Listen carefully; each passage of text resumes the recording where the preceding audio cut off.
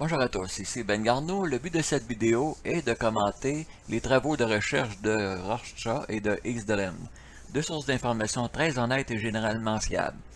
En tout cas, c'est ce que j'essaie de faire moi aussi, d'être honnête et généralement fiable, parce que personne, vous le savez, n'est à l'abri des erreurs. Voici donc le contenu de cette vidéo mise en ligne par Rorschach il y a quelques jours à peine. Alors, non pas la vidéo au complet, mais quelques extraits. Bon ben, allons-y sans plus tarder.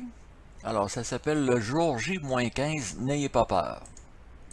Selon moi, la bonne chose à faire est de garder un esprit ouvert et de surveiller les signes indiqués, ni plus ni moins. Ici, Rorschach a certainement raison. Il suffit de faire du wait and see. Alors, surveillons voir si les événements se produisent, oui ou non. Il ne s'agit pas de prendre peur, mais de prendre les bonnes décisions. Selon moi, la bonne chose à faire est de garder un esprit ouvert et de surveiller les signes indiqués, ni plus ni moins.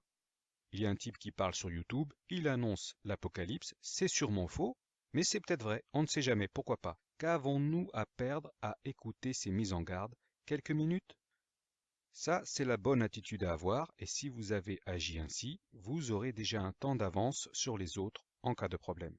Vous aurez le temps de vous préparer, de faire des courses, d'acheter du riz, des pâtes, de l'eau. L'eau, c'est le plus important, des boîtes de thon et de sardines, et de quoi colmater votre maison au cas où survenait cet astre, cet éclair et cette fumée qui ont été annoncés dans plusieurs prophéties.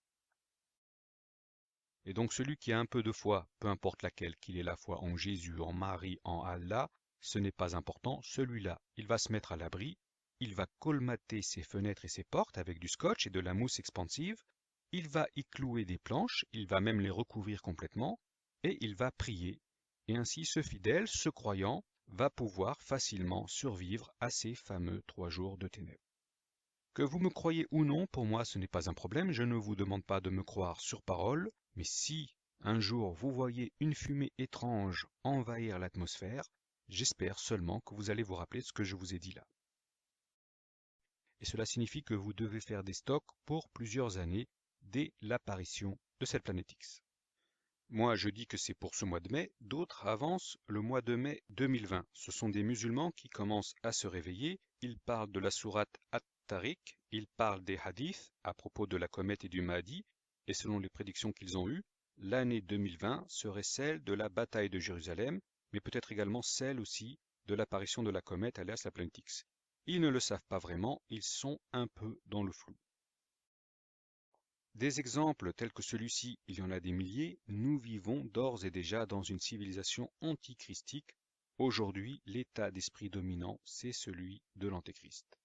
Maintenant, je vais vous raconter un petit secret qui illustre le pouvoir de cette entité. Beaucoup de gens pensent que l'antéchrist est un individu, certains imaginent même que ce serait une organisation, ce n'est pas faux, mais la vérité, la triste vérité, c'est que l'antéchrist est également présent en nous-mêmes. L'antéchrist, c'est la fausseté, c'est le mensonge, c'est la tromperie, et son meilleur coup, c'est d'être parvenu à contaminer la plupart des âmes. Rappelez-vous, il s'est incarné en 2001 au mois de septembre au terme d'un rituel qui a nécessité la force de vie de milliers de New-Yorkais et où on a même vu apparaître des têtes de démons. Ce fut un sacrifice humain inspiré du Burning Man et le monde entier y a assisté et le monde entier a gobé la version officielle des événements. Rappelez-vous, il s'est incarné en 2001 au mois de septembre au terme d'un rituel qui a nécessité la force de vie de milliers de New-Yorkais et où on a même vu apparaître des têtes de démons.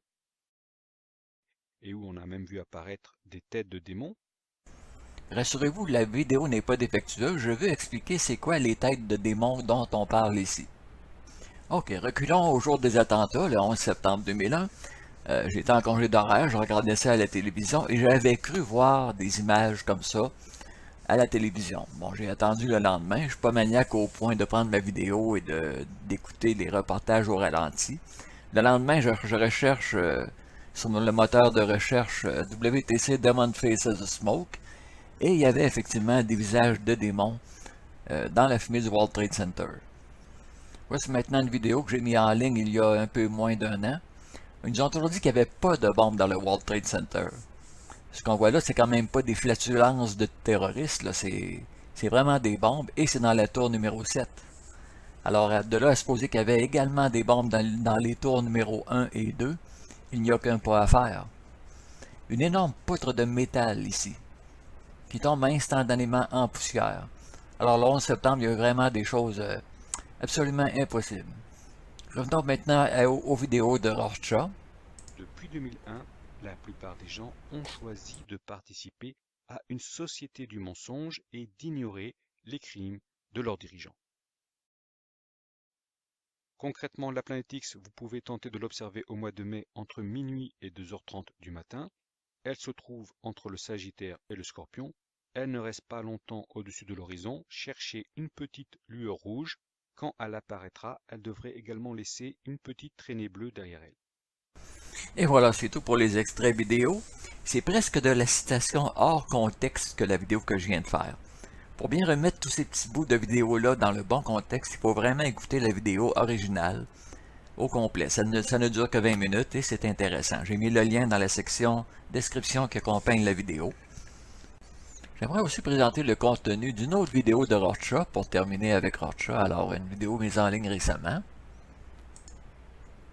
Quoi qu'il en soit, je reçois tous les jours des témoignages de gens qui ont eu des visions de l'avenir. Tous les jours. Pour moi, c'est même devenu une chose tout à fait banale. Hélas, très peu de prédictions contiennent des infos exploitables. Mais ce rêve prophétique qui m'a été transmis la veille de l'incendie de Notre-Dame est l'un des plus remarquables que j'ai reçus.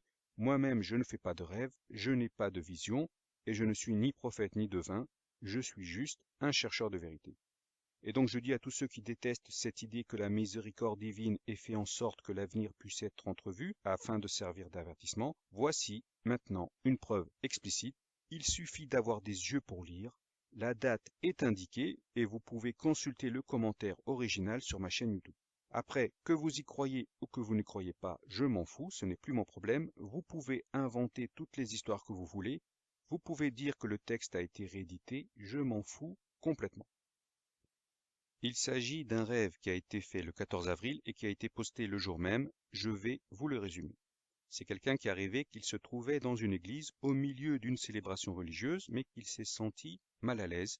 Et alors il quitte l'endroit et s'en va, puis il se voit ensuite en train de s'occuper des jardins en contrebas du Sacré-Cœur en compagnie d'autres personnes. Puis il lève les yeux et voit que le sommet de l'église où il était s'écroule sous l'effet d'une explosion, et il se rend compte qu'il s'agissait de Notre-Dame de Paris et que c'était là-bas qu'il se trouvait plus tôt dans la journée. Et il voit beaucoup de fumée et cela lui rappelle les événements de New York. Mais il voit aussi des gens, des hommes et des femmes d'église, sauter dans le vide en criant « Gloire à Satan ». Il les voit se sacrifier en se jetant sur le parvis. Fin du rêve. Le lendemain, l'info circule, Notre-Dame est en feu, qu'est-ce que je fais? Je demande aussitôt à mes lecteurs sur Twitter d'aller sur place et de filmer le maximum de choses. Je me suis dit, tiens, la prédiction se réalise, il y a sûrement des satanistes qui vont se sacrifier, il faut filmer ça, ce sera une preuve. Ça, c'était ma première réaction et bien entendu, je n'ai fait aucune allusion au témoignage que j'ai reçu, car vous comprenez que dans ces circonstances, il faut être discret et protéger ses sources. Mais finalement, il s'est avéré que personne ne s'est jeté du haut de Notre-Dame. On avait donc affaire à autre chose qu'une vision prémonitoire, il s'agirait plutôt d'un rêve prophétique. Alors qu'est-ce que c'est qu'un rêve prophétique? C'est un rêve qui contient des messages symboliques qu'il faut décrypter et ce rêve est généralement transmis par des anges. Il s'agit d'avertissements. Si vous voulez des exemples, lisez les visions d'Anne-Catherine Emmerich ou bien celles des prophètes de la Bible tels que Daniel. Bon, je coupe la vidéo ici. Je vous invite, comme je le disais, à aller voir la vidéo au complet pour bien comprendre les choses dans leur bon contexte. Maintenant, dans le même ordre d'idées, il faut que je vous présente les travaux de recherche de Eastland. Alors lui aussi, il annonce une fin d'année 2019 très problématique et ça continuerait dans les années suivantes. Alors quelques extraits en images.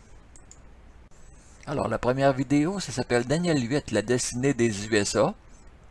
Je pense que ça a été mis en ligne le 8 mai 2019. Alors on voit comme c'est comme si l'élite avait décidé de placer Donald Trump des années d'avance au poste de président. Alors c'est vraiment étrange de voir comment les anciennes images sont devenues la réalité.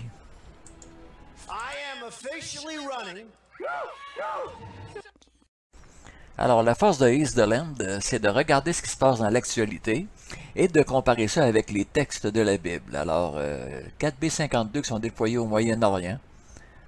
Alors, il y a beaucoup d'intimidation et de provocation de tout genre qui se passe dans cette région-là du monde. Le leader suprême Durand qui avertit pour une escalade contre l'Amérique. Alors, à l'aide de beaucoup d'images qui viennent d'articles de journaux et de revues, East the Land nous démontre qu'actuellement, il y a des énormes préparatifs de guerre contre l'Iran. Alors, on est en plein préparatif de guerre actuellement. L'Iran menace les États-Unis, Israël et l'Arabie Saoudite. Il y a eu un coup d'État modéré en Iran. Un monsieur important qui a été rétrogradé comme simple observateur. Alors, c'est des préparatifs de guerre que nous voyons actuellement.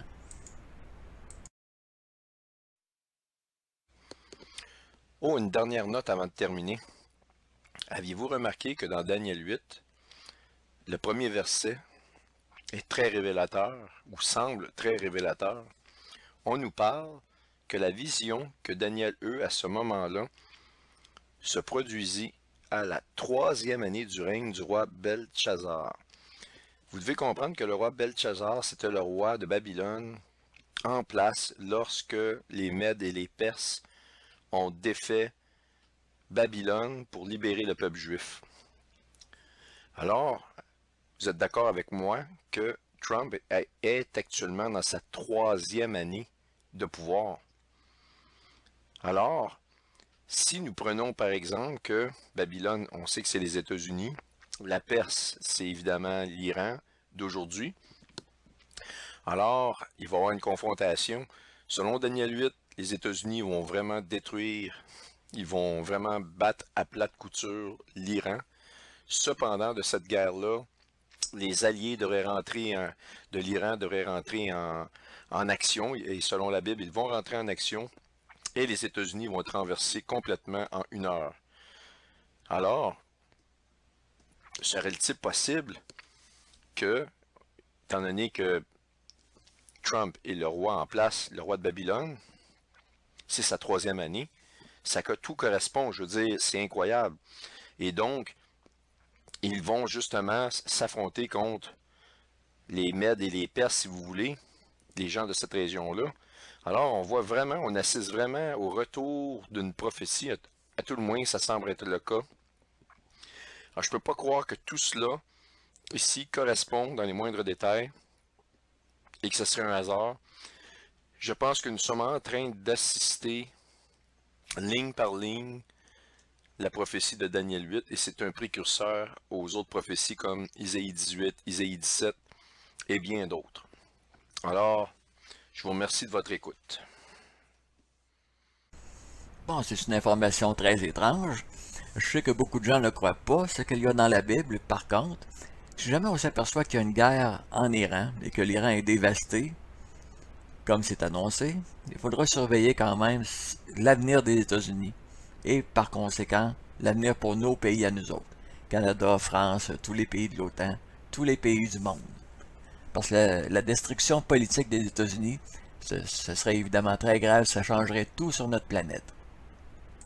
J'ai encore un extrait vidéo à vous présenter, le voici. Le roi vient de la mort, d'outre-tombe. D'ailleurs, la Bible nous le dit carrément.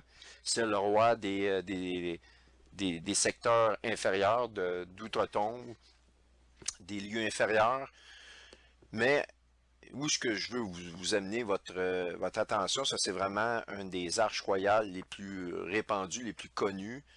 Et il y a une information assez intéressante, comme on a parlé, attendez, comme on a parlé de l'Iran et du symbole de l'Iran, du premier drapeau de l'Iran avec ce symbole-là qui représente le disque ailé. Eh bien, regardez bien ici, je ne sais pas si vous avez pu voir le détail, juste ici à cet endroit-là, on voit carrément le même genre de symbole, ici comme une genre de soucoupe, ou de quelque chose d'ailé qui vole, qui ressemble étrangement au disque ailé qui représente lui-même Nibiru selon les recherchistes sur le dossier de Nibiru. Donc, on continue. L'étoile Alcyone. Alors, elle est au centre des Pléiades. Donc, Alcyone, on le voit ici, au centre des Pléiades, correspond à l'église de Philadelphie dans la position. J'ai déjà expliqué, en Grèce, vous avez les églises placées de cette façon-là, et elle correspond énormément à la position de l'église de Philadelphie. Et le Pléion ici que vous voyez, c'est l'île de Patmos. Donc là où Jean a eu les révélations sur le livre de l'Apocalypse, elle est un peu éloignée du reste des autres. Eh bien, la signification de Alcyone, ça signifie le centre ou le rassemblé, le rassembleur. Maintenant, le palilicium. Donc, le palilicium, c'est un autre nom pour l'étoile Aldébaran, qui est l'œil du taureau qu'on voit ici. Une autre signification, ça signifie le juge ou le centre ou la fondation. Et vous comprendrez que effectivement, le Seigneur est notre centre et il est la fondation de toutes choses. Et une autre étoile qui s'appelle Al-Tureia. Tureia, cette étoile-là signifie l'abondance, le centre. Alors donc, c'est toutes des significations, des caractéristiques de l'Église et du retour de Christ, parce que c'est vraiment, la signification, c'est aussi le retour. C'est très, très intéressant. Et actuellement, au moment où je fais cette vidéo-là, le Soleil se retrouve à cette position-là dans la constellation du Taureau. Et on voit les développements avec de la rhétorique qui va très rapidement entre les États-Unis et l'Iran. Alors donc, lorsqu'on regarde les cultures qui nous sont nommées dans Isaïe 18, on nous parle du blé, on va jusqu'à l'olive. Eh bien, les périodes qui englobent le blé jusqu'à l'olive, on les voit ici. Ça commence pas mal dans les temps où nous sommes et ça va comme suit. On balaie donc, le soleil va balayer le ciel de la constellation du Taureau nous allons aller jusqu'au mois de novembre. Il passe par le Gémeaux, le Cancer, mois de juillet, Lion au mois d'août,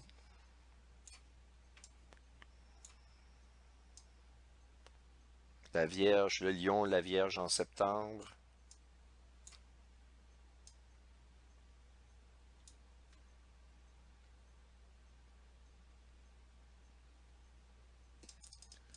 et en octobre, on le voit ici, la Vierge, et on va se terminer au mois de novembre dans le Taureau. Alors donc, on balaie pas mal du Taureau jusqu'au Scorpion, ok? Plusieurs d'entre vous, vous vous rappelez de Dr. Robert S. Harrington, qui avait fait des recherches pour trouver Planète X. Il avait été dans la partie la plus au sud de la Nouvelle-Zélande. Il était revenu avec un rapport à l'effet qu'il avait trouvé quelque chose. Il voulait faire une conférence de presse éclair en retournant à Washington. Et il ne s'est même pas rendu. Il a attrapé un cancer. 2 jours après, il était décédé alors qu'il était en parfaite santé. Et plusieurs observateurs ont déclaré qu'il avait été assassiné. Nous n'avons pas de preuve de cela, mais c'est vraiment étrange. Les gens qui meurent du cancer en 2-3 jours, c'est quelque chose de vraiment inouï. Et donc, le Dr. Harrington avait publié un papier avant de se présenter, c'était en octobre 88, avant de se présenter en Nouvelle-Zélande pour rechercher la fameuse Planète X. On voit ici R.S. Harrington, son papier. Et juste pour vous dire, le grand titre de cette recherche-là, il dit « La Planète X, si elle existe, devrait être probablement retrouvée au moment présent dans la région du Scorpion avec une considération beaucoup plus faible qu'elle se retrouve dans le Taureau. » Donc, je ne sais pas, je trouve ça vraiment bizarre, mais on nous parle du Taureau et du Scorpion, les deux mêmes constellations, balayées par les cultures dans lesquelles Isaïe 18 fait référence. Alors, je voulais vous montrer ce point-là, je trouve ça quand même assez saisissant et je ne pouvais pas passer à côté de vous le montrer. Parce que c'est un simple hasard, tout est possible, mais je tenais quand même à vous le montrer. Alors, ceci complète de cette nouvelle d'urgence du 14 et de 15 mai. Et relevez la tête, gardez la tête haute, car tout peut changer en peu de temps à partir de maintenant. Oh, et avant que j'oublie, démonstration et non la moindre, vraiment, moi, ça m'a interpellé énormément. Cette arche des Illuminati, les Pléiades, le cancer ou la période saison chaude à la cime de l'arche royale, le grand architecte, le taureau, le soleil et nous est montré en taureau, la lune nous est montrée dans le symbole de la Vierge. Alors si je regarde le 14 et le 15, nous sommes le 15 ici, on va aller au 14. Qu'est-ce que je vois? Je vois le soleil dans le taureau, 14-15, le soleil est dans le taureau. Allons voir où est la lune. Pour ne pas perdre de temps, on va aller dans la Vierge et curieusement, en plein centre de la Vierge, qu'est-ce qu'on retrouve? La lune. Et même le croissant correspond ici, si on regarde le croissant de lune, il correspond à l'arche, à la différence que, et souvent les occultes vont faire ça, ils vont prendre la partie sombre, ils vont la mettre en clarté, car eux autres, pour eux, la noirceur c'est la lumière, et la lumière c'est la noirceur. Donc Christ qui est la lumière du monde, pour eux c'est sombre, et Satan qui est la noirceur du monde, pour eux c'est la lumière. Leur Seigneur, autrement dit, est la lumière qui, pour Dieu, Satan et les ténèbres. Et ils peuvent totalement intervertir les choses. Donc le croissant correspond, la position correspond, tout correspond. Est-ce que c'est pas assez extraordinaire? Est-ce que c'est un hasard? Je ne le sais pas, mais je ne pouvais pas passer à côté de vous montrer ces choses-là. Soyez tous bénis. Merci de votre écoute. J'ai fait comme tantôt, les quelques extraits que je viens de mettre, c'est presque de la citation hors contexte. C'est la raison pour laquelle je vous invite à écouter l'intégrale des vidéos de Is the Lamb. Bon, si dans le courant de l'année 2019, il ne se passe rien de spécial avec l'Iran, tant mieux, ça voudra dire qu'on aura un délai. Mais s'il se passe quelque chose avec l'Iran, si on entre en guerre avec l'Iran, ben, plusieurs se souviendront de cette vidéo-là et iront voir les vidéos de Is the Lamb. Mais lorsqu'une longue suite d'abus et d'usurpation tendant inévitablement au même but, lorsque le dessein de les soumettre au despotisme absolu, il est leur droit et leur devoir de rejeter un tel gouvernement et de pourvoir par de nouvelles sauvegardes à leur sécurité future. Telle a été la patience de ces colonies et telle est aujourd'hui la nécessité qui les force à changer leurs anciens systèmes de gouvernement. L'histoire du roi actuel de la Grande-Bretagne est l'histoire d'une longue série d'injustices et d'usurpations répétées qui toutes avaient pour but direct l'établissement d'une tyrannie absolue de ces États. Alors, on le dit aujourd'hui dans la Déclaration d'indépendance, telle est aujourd'hui la nécessité de les forcer à changer leurs anciens systèmes de gouvernement. Qu'est-ce que je reproche à nos gouvernements? Entre autres d'avoir tué 500 000 bébés irakiens. Si le cœur ne vous lève pas, moi ça me fait lever le cœur. La première guerre en Irak, alors des kilomètres et des kilomètres de gens désarmés qui fuyaient la guerre comme ça, qui ont été bombardés par les forces de l'OTAN. La prochaine vidéo, je ne sais pas si elle a été prise dans la tour numéro 1 et dans la tour numéro 2, mais ça vient du World Trade Center le 11 septembre 2001.